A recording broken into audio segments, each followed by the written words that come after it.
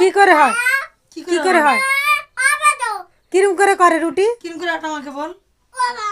ও বাবা রে আরে কি করে আটা মাখে বলবি তো আটা কি দিয়ে মাখে মাখবে কি দিয়ে মাখে আর নুন দিয়ে আর জল দিয়ে মাখে কিরম করে মাখে আমি কই দেখিনি এরম করে মাখে তো রুটি হবে না তো আজকের ভাত আছে না কে করবে তুমি করবে মাখাবে কে আমি মাখাবো আর তুমি রুটি করবে ঠাম্মা কি করবে তুমি করবে কি গামলি কই ও আচ্ছা গামলিটা কই তাই তো গামলিটা কই আগে বলবি তুই